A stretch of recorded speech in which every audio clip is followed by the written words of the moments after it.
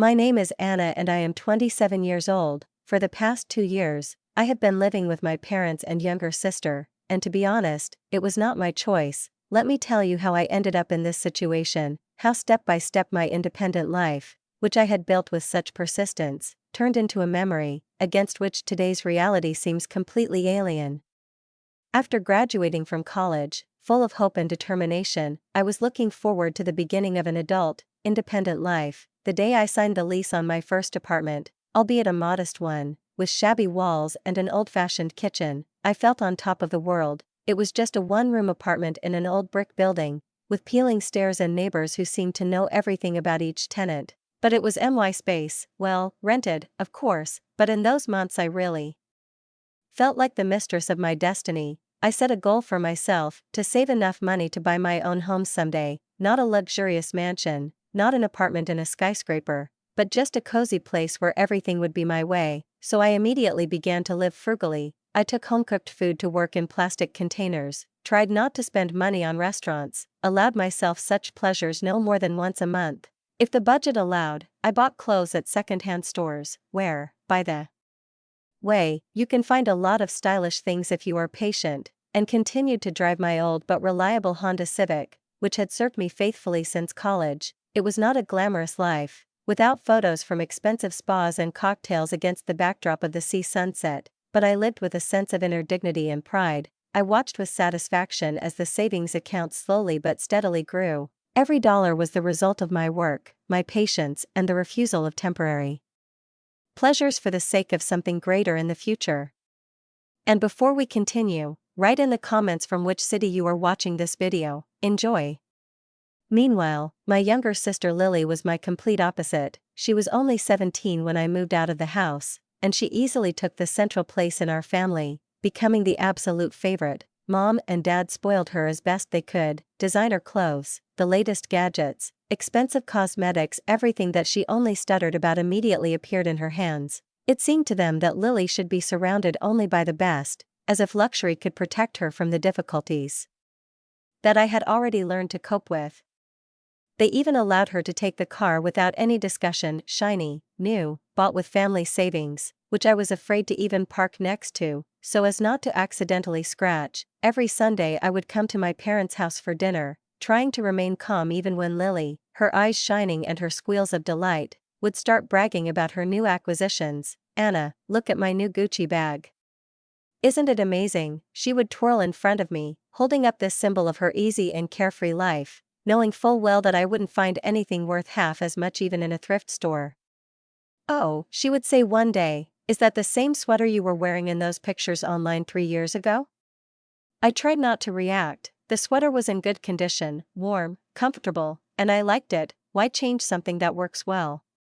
"Because it's not in fashion anymore." "My God, Anna, you dress like a granny," she said one day through laughter, glancing quickly at her parents as if seeking their support, a wink, a little encouragement. Mom and Dad said nothing, they just smiled or quickly changed the subject. I think they thought she was joking, but I honestly felt uneasy. Meanwhile, I kept working hard, tirelessly. I worked in marketing, gained experience, learned from senior colleagues, took part in difficult projects that sometimes took all my energy, and at some point, I even got a promotion, a small victory. But for me, confirmation that my efforts were not in vain. I had a small circle of close friends with whom we organized cozy home movie screenings, went on short walks on weekends, and organized coffee meetings where we laughed, shared thoughts, and felt like ourselves. I was truly happy with my life.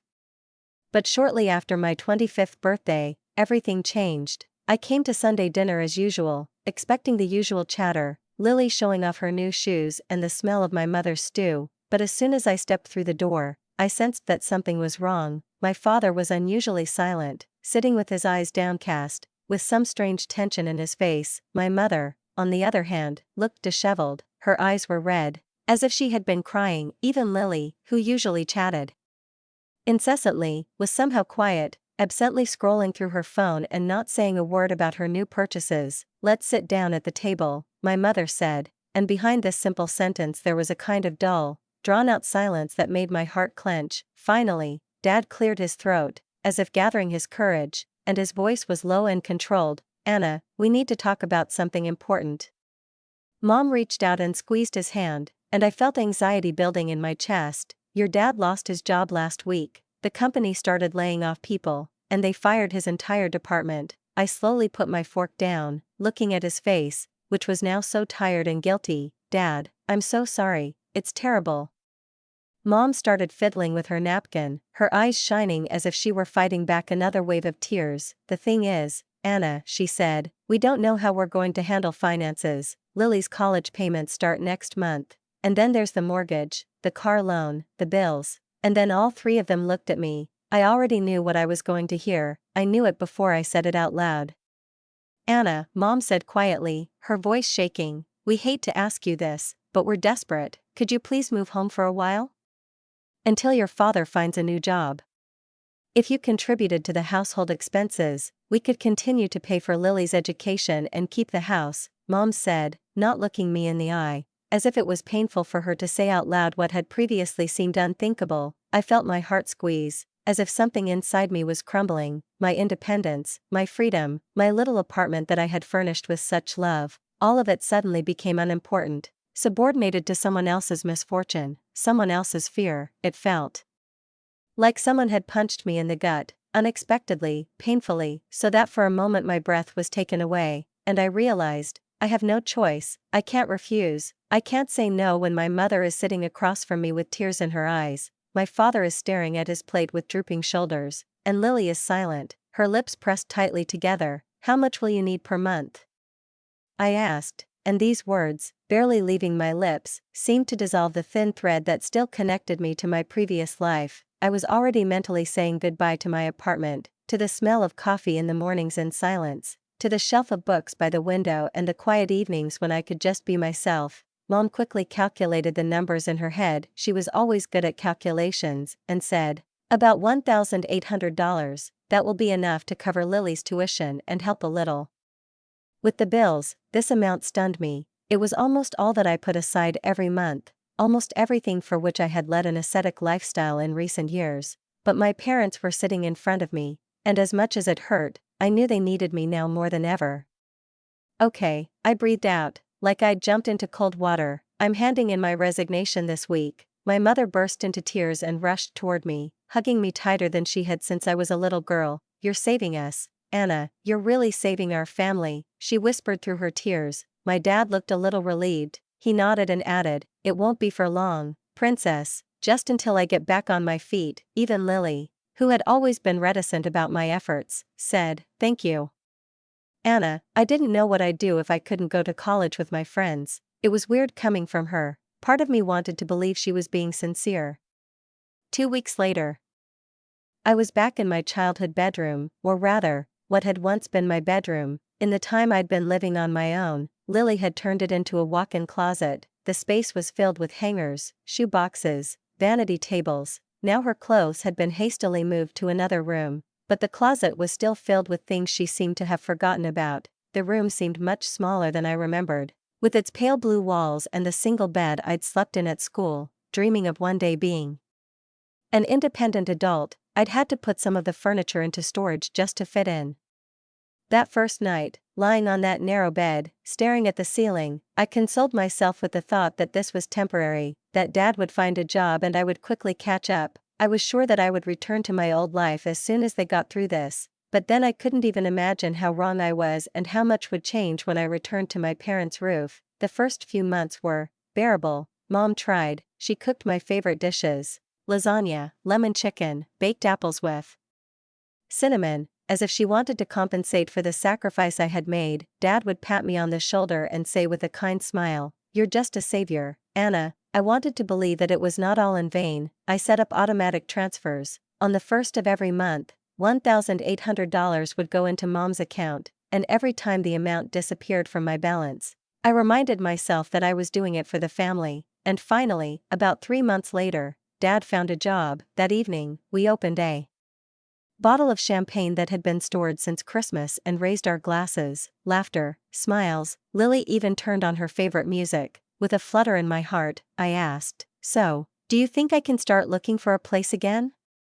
I looked in Mom's eyes for that smile, that support, but it suddenly dimmed. as if someone had abruptly turned off the lights. "The thing is, Anna," she began slowly, as if each word was difficult, "your father's new salary, it's not what we had hoped for." Dad sat silently, staring at his plate. "It's barely half of what I used to get," he muttered. Mom took my hand and added, "We still need your help." I nodded, barely perceptibly, swallowing the disappointment that had risen like a bitter lump. Of course, family comes first, I had promised. I knew what I was getting into.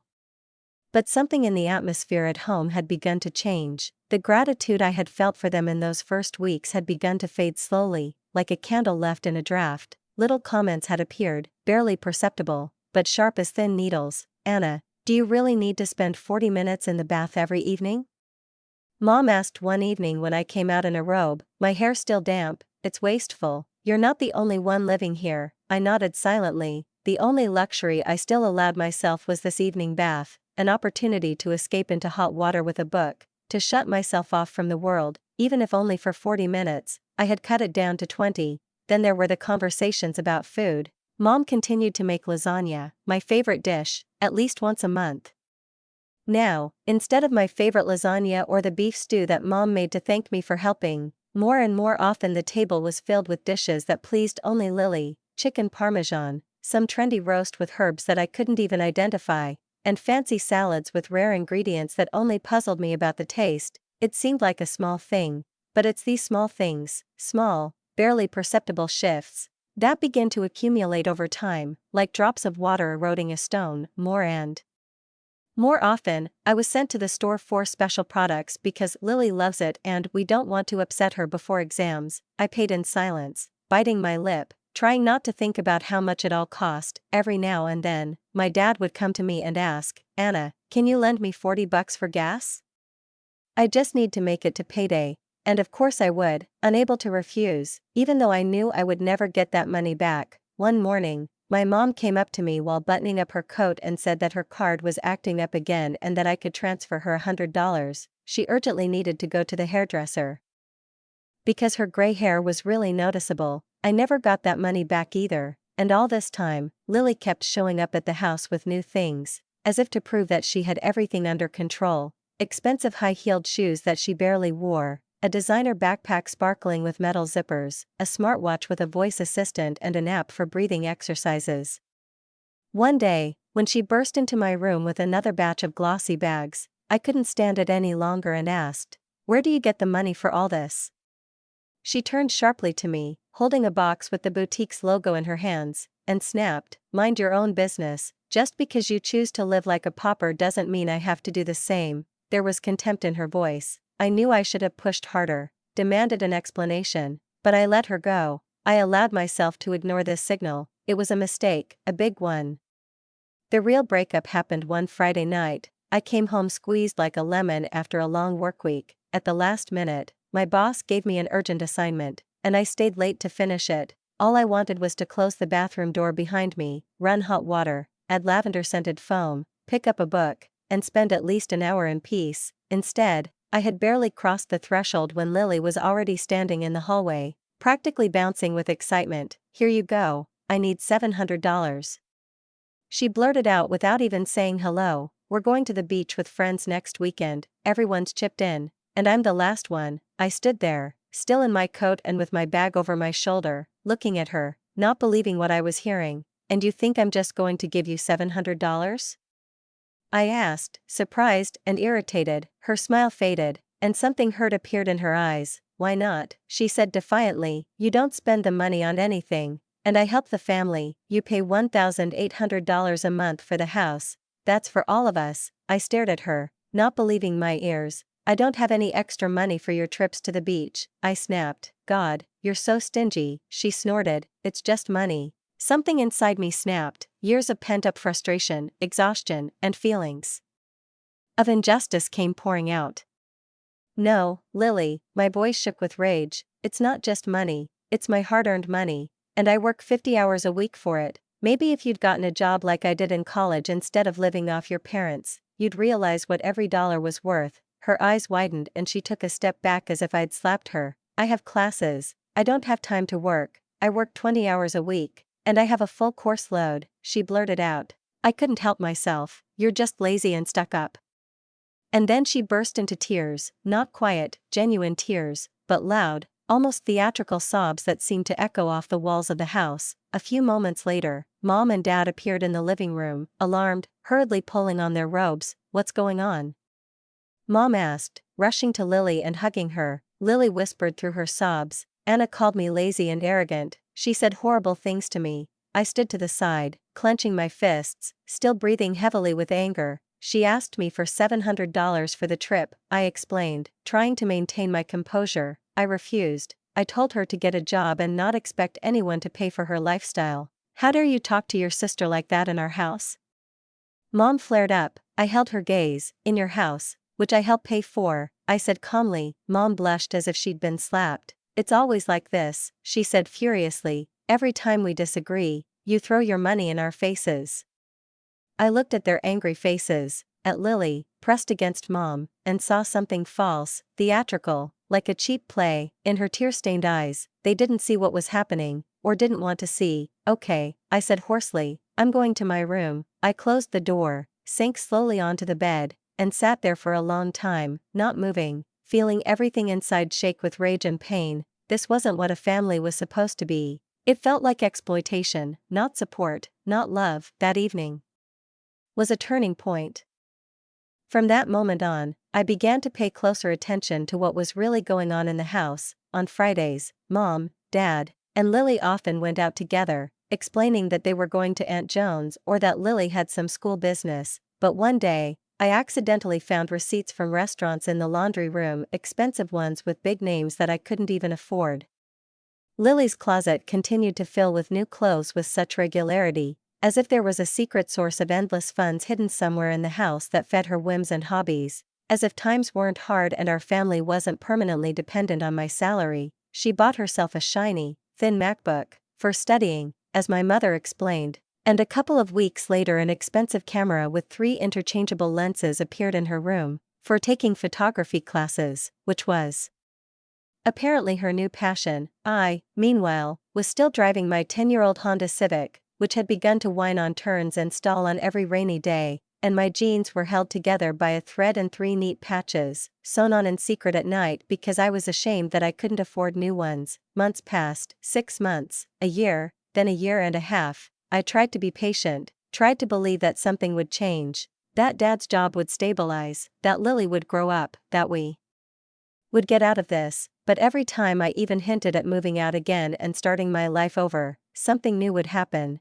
Dad's car would break down, urgently, expensively, for several $100s. The roof of the house would start leaking. We can't wait until spring, Anna, it's threatening the whole structure. Lily's tuition would suddenly increase, as if by magic, and all of this would push me away again from my only dream, to have my own home, not a mansion, not a penthouse with a view of the ocean, but just my own space, where I could close the door and know that no one would come in without knocking. But more and more I felt stuck, trapped in a place that had no doors, no windows. That wasn't the worst part. The worst thing was that the family for whom I had sacrificed everything, my career, my money, my time, my personal life, didn't even seem grateful. With each passing day, I felt less like a daughter and a sister and more like an ATM that had no feelings. No fatigue, no right to say no. I could sit in the kitchen, and people would talk around me as if I didn't exist. Almost 2 years had passed since I had returned home. My savings account, which had once grown as a sign of my hard work, was now at a standstill, not moving up or down for months. And every time I thought about my future, about how far I was now from what I wanted so much, a simple, but my own home, I was overcome by a dizziness, as if from a sudden height, and almost nausea. The tension at home was growing. I began to stay late at work, taking on extra shifts, just to avoid coming home. Sometimes, especially in the evenings, I would sit in the car in the parking lot, phone in hand, looking at rental listings, knowing I couldn't afford any of them, and yet still sending my parents $1,800 a month. I felt like I was trapped in some endless cycle with no way out, and it was getting harder and harder to stay patient with each passing day. Then came the day that changed everything. I came home from work, tired and slightly headached from staring at a screen all day, to find my parents and Lily huddled around the kitchen table, hunched over my mother's laptop, they were talking animatedly, almost cheerfully, as if discussing something exciting. But as soon as I walked in, their faces faded, the conversation stopped, and an oppressive silence fell over the room. "What's going on?" I asked, setting my purse down on a chair. It was my birthday next week, and despite all the hurt and fatigue, I suddenly allowed myself the naive thought that maybe they were planning a surprise for me? Maybe a dinner or some kind gesture? Dad cleared his throat and, without looking up, said, "If you must know, we're planning a family trip." A glimmer of hope. "Oh, that sounds great. For my birthday, maybe for the weekend?" There was an awkward silence. Then Lily laughed, that same malicious laugh I remembered from her childhood, when she knew something I didn't. "Not with you," she grinned, "just the three of us. We're going to Cancun in 2 weeks." I stared at them, waiting for someone to say it was a joke, but no one did. "You're going on vacation to Mexico? Without me?" I barely managed to say, unable to believe it. "You have to work, dear," Mom said, as if that explained everything. "We didn't think you'd have a vacation, you didn't even ask me." My voice began to rise. "Since when can we afford to travel abroad? I thought we had no money."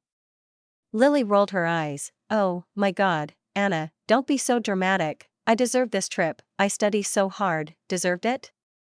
I didn't even try to hold back. And me? I work nonstop. I give you almost $2,000 every month, and you think I don't deserve anything? "There he goes," Dad muttered, "keeping count again." "Don't keep count," Mom interjected. "You don't have to remind us about money all the time. It's not a count." I was shaking with anger. "It's basic fairness. You get to plan a beach vacation without me while I pay your bills." Mom dramatically pressed her palm to her chest. "Keep your voice down, young lady. We're not going to live in constant guilt about money." "It's not about guilt," I hissed. "It's about fairness. How can you think that's okay?" "If you earned more," Dad said coldly, "you could afford a vacation too." That was it. Something inside me snapped, something died completely. I turned around and, without another word, went to my room, slamming the door behind me. I sat down on the bed, and tears rolled down my cheeks on their own, not only because they had left without me, not only because of the injustice, but because I finally saw my family clearly, without illusions. They didn't love me the way I loved them. This realization didn't come suddenly, like a flash of lightning, but slowly, painfully, like a bad tooth that has been aching for months, and you keep putting off going to the doctor, hoping it will go away. For them, I wasn't a daughter, not an older sister, not a person with feelings and dreams, but simply a resource, something like a money tap that they could open and close at their discretion. For the next week after that conversation about the trip, we hardly spoke. An icy silence hung in the house, and no one wanted to be the first to break it. They no longer mentioned their vacation in Cancun, and I, as hurt as I was, did not bring up the topic of the convention. I no longer believed that they would hear me. Meanwhile, my birthday was approaching, and despite everything that had happened, deep down I still hoped that they would at least remember it, acknowledge it, even in the simplest form. I didn't need a celebration, I didn't need gifts, I just wanted to be seen. Acknowledged. My 27th birthday arrived. I woke up early, as usual, got dressed in silence, and went downstairs to have a cup of coffee before work. No one said anything, not Mom, not Dad, not Lily, not a card, not a happy birthday, not even a smile. I wasn't exactly surprised, more devastated, but it still hurt. That was the moment when it finally became clear. There was nothing to expect from them. After work, despite being tired, I stopped at the supermarket and bought myself a small cake, nothing special, just a regular chocolate cake with white icing and the words "Happy Birthday" written in pink cream ribbon. I thought that maybe we could at least sit together, eat a piece, even if there was a wall of tension between us. When I walked in the front door, bag in hand, I immediately felt that something was happening in the house. A warm light was on in the kitchen, muffled voices were heard, and I heard the light clink of glasses. I stepped into the room and was surprised to see Mom, Dad, and Lily at the dining table. They were beautifully dressed, Mom in a silk top, Dad even with a tie, Lily with her curls done up and lipstick on, as if for a holiday, and on the table stood a large box, wrapped in shiny gold paper and tied with a beige satin bow. "Here it is," said Mom with a smile that barely touched her lips. Not reaching her eyes, "The birthday girl." I put the cake on the edge of the table, feeling something inside me start to tremble. I bought us something sweet, I said uncertainly. You shouldn't have bothered so much, snorted Lily, looking with disdain at the package with the supermarket price tag. I looked down and looked at the box. What is this?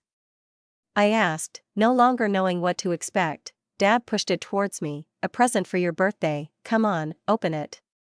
For a moment, a spark of hope flashed inside. Pathetic, tiny, but still real. Maybe, despite everything, they did care. Maybe they realized they had gone too far. Maybe they had saved up some money and wanted to please me. I untied the bow, carefully lifted the lid and looked inside. There was a brand new suitcase, elegant, with many compartments, smooth, durable, as if from the cover of an advertising catalog. Wow, it looks very beautiful, I said, confused, still not understanding what was happening. I had never been given such expensive things before. Are we going somewhere after all?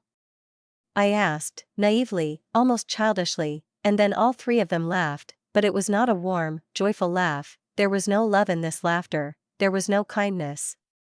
Of course you're going, Dad said, and there was a strange, sharp irony in his voice. Mom leaned forward and spoke quietly but clearly, as if each word had been prepared in advance. We want you to pack this suitcase and get out of our house tomorrow morning. I blinked, as if trying to shake off the spell. What?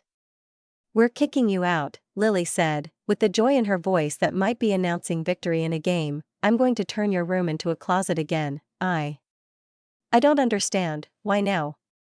Because we're tired of your attitude, Dad said sharply, tired of you constantly throwing it in our faces that you're helping us financially. I opened my mouth to object, but Mom waved her hand, cutting me off. We don't need your money anymore. Your father got a promotion 6 months ago. He's been making decent money for a long time now. We just haven't told you about it. So you lied to me?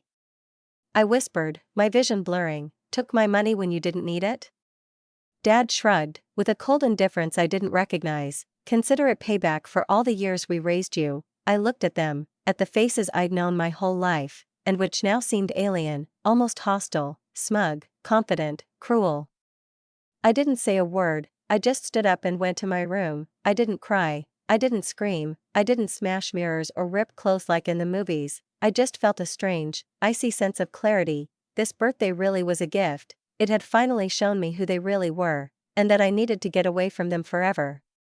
I didn't join them for cake. I could hear them laughing downstairs, probably eating my cake, the one I'd bought with my own money. For my own celebration, alone, I lay on my bed, staring at the ceiling, trying to figure out what to do next. The next morning, I silently packed everything I owned into a new suitcase and a few old boxes. It took less time than I thought. I hadn't saved much in the 2 years I'd lived here. My parents and Lily were still asleep when I quietly, almost on tiptoe, left the house, not looking back, as if I was afraid that looking back would make me weaker, shake my resolve. I called an Uber, and the driver, without asking any questions, loaded my things, a suitcase containing my life, condensed to the bare essentials, and a few boxes containing the remains of 2 years lived not in a house, but in an illusion. The hostel I went to was a simple, modest place, without any frills or comfort, with a small room with 4 bunk beds, a shared bathroom with the smell of bleach and showers with sticking taps, and a kitchen where 6 people were having dinner on one stove at once. But sitting on the bottom bunk of my bed, surrounded by other people's things, other people's voices and smells, I suddenly felt something for the first time in a long time that flooded me like a warm wave. I felt freedom, rough, real, without embellishment. It smelled like a frying pan on which someone was frying eggs, and rubber flip-flops left by the door, but it was mine. The first week passed in a fog as if I was swimming underwater, and was just beginning to rise to the surface. I found a small studio apartment, tiny, but affordable on my salary, signed the lease, put down a deposit, and found myself on my new doorstep a few days later. It was even smaller than the one I'd rented right out of college, barely big enough for a single bed, a desk, and a tiny kitchenette, but standing there, I felt a weight lift off my shoulders. No one could kick me out on a whim, no one could demand my money, no one could turn my existence into a tool for their own comfort. Setting up my new place was easy. I had next to nothing. I bought the bed through an online forum, a friend paid for the shipping, and picked up a table and 2 chairs from a hostile neighbor who was moving to another city. Everything was secondhand, a little scratched, and not always color coordinated, but with each new thing added, To the space, I felt myself coming back to myself, how I remember again who I am and what I deserve. The first month passed in complete silence, not a single call, text, or email from my family. I blocked their numbers immediately after leaving, but still, as if by inertia, I checked my email, as if expecting something, although I didn't know what. There was a lot of work, and I dove into it, agreeing to any additional tasks, taking on projects that others refused, staying late because no one was waiting for me at home. My boss noticed my diligence and, without giving a deadline, hinted at a possible promotion, and this tiny glimmer of recognition seemed more than all the praise I had heard from my family in recent years. Slowly, I began to rebuild my savings. Without this constant monthly leak of $1,800, my bank account suddenly began to grow, and I found myself opening the app several times a week and simply staring at the numbers, amazed at how quickly they were now increasing. I still lived modestly. Some habits are hard to break, especially when they come from pain, but now it was my choice. One night, I allowed myself dinner at a small restaurant, not fast food, not a quick lunch at the stove, but a real one, with a cloth napkin, a candle, and a small bottle of wine. To celebrate the first month of independence, I sat there alone and smiled. For more months passed, I did get a promotion, and with it a sizable increase in salary. I began to study first-time homebuyer programs, read about mortgage rates, compared neighborhoods, searched, slowly, but hopefully, maybe my dream of a home was not as far away as it seemed during those endless nights in the old nursery. And then, exactly 6 months after my expulsion, after that very birthday when I was thrown out of the house, the phone rang. I didn't recognize the number, it was unfamiliar, and for a moment I wanted to ignore it, but something inside me made me press accept. "Hello? Anna," came a familiar voice, and my insides sank. "It's Mom." Her voice was falsely soft, sickeningly sweet, like when she wanted something. "What do you want?" I asked coldly, trying to keep my voice even. "Don't be like that, honey," she sang, and I could almost hear the smile that wasn't there. "I'm calling because we need to talk. Can you come to our house?" "It's important." "No," I said firmly. "Whatever you want to say it now." There was a pause. I could almost hear her going over her options in her head. "Okay," she sighed, as if agreeing to something painful. "Your dad lost his job again, they were laying off again, and this time he got caught in the crossfire, too." "I'm sorry to hear that," I said flatly, as if I was reading from someone else's page. "Of course he's looking," she continued, "but the job market is terrible right now. Our bills are piling up, we're behind on payments, the bank is threatening to foreclose." I was silent, waiting. And finally, like clockwork, she said, "We need your help, Anna. We want you to move back in and help us pay our bills again, like before." I laughed, really, loudly and unexpectedly, even for myself. The laughter escaped my lips like a gust of spring wind. "You're kidding, right? After you kicked me out on my birthday, after you lied to me for months and took my money when you didn't need it?" "We made a mistake," Mom said quickly. "We were distracted by other things. You know your father's character, we all say things we don't mean sometimes." "No," I said, "I'm not coming back, not now, never." "But we're your family," she said forcefully, "we need you."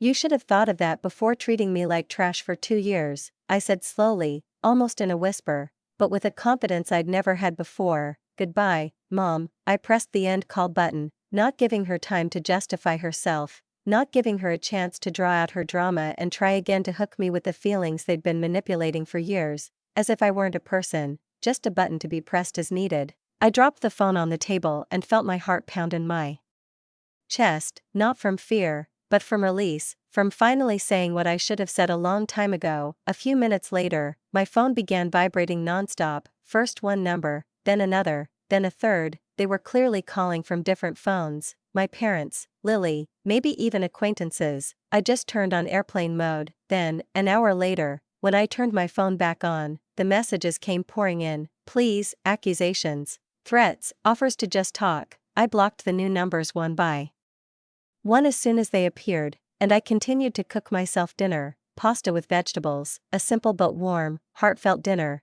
the kind I used to dream of sharing with my family, only now I was cooking it for myself, and for the first time, it felt like enough.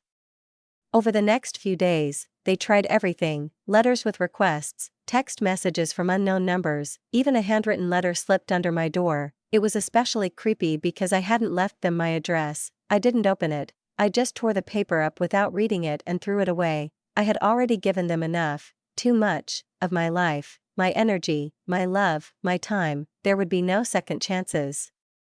And then, 2 weeks after that call, I got an email. The sender identified himself as my parents' lawyer. The message was formal, even terrifying. It said my parents were suing me for $24,000 for 2 years of living under their roof, ostensibly for food, water, and rent, at $1,000 a month. My first instinct was to delete the email, to throw it out of my mind, to call it a ridiculous bluff, but the signature, the logo, the tone, it all sounded so damned real. I did a quick search online and, to my surprise, discovered that the lawyer actually existed, working for a registered firm. My heart started pounding, my palms were sweating, I felt a little panicked. I called James, an old friend from college who had become a lawyer. We met that weekend at the cafe where we always had coffee after class, and I showed him the email. He read it, snorted, and put it down on the table. "They're bluffing," he said with a slight grin. "This isn't a lawsuit, this is emotional abuse, harassment.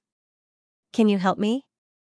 I asked, my voice shaking slightly. "Better," he nodded. "I'll prepare a formal response, for free, of course."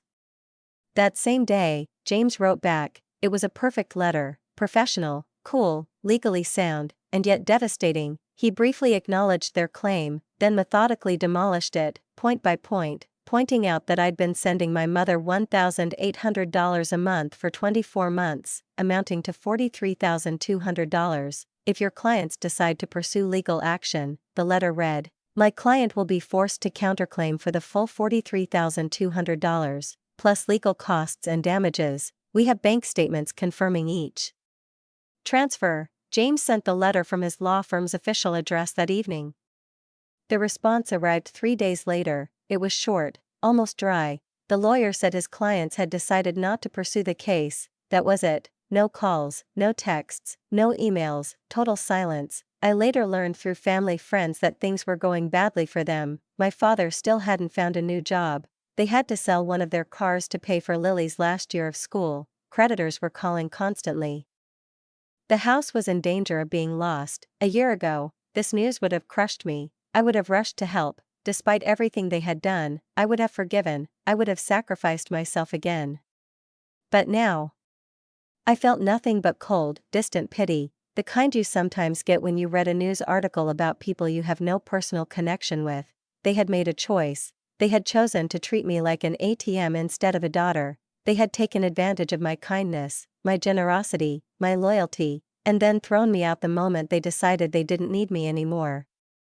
Today marks exactly 1 year since I moved into my own place. I just signed the papers for a down payment on a small townhouse through the first-time home buyer program. It's not my dream home yet, but it's a stepping stone. It's a start. My savings account is better than it's ever been. I got another promotion, and perhaps most importantly, I've started dating a man who respects me, my boundaries, my goals, who doesn't ask me to sacrifice, but simply celebrates my victories. Sometimes, on particularly quiet evenings, I still feel a pang of sadness, not for the money, not for the things, but for the lost illusion of family. I thought I knew them, I thought they loved me as much as I loved them, but in that loss, something bigger, something more important, was born. I gained self-respect, I learned to listen to myself, I learned to say no, not just to others, but to myself, when it came to things that hurt me. I know my worth now, and I will never, under any circumstances, let anyone, family or strangers, make me forget that. As for my parents and Lily,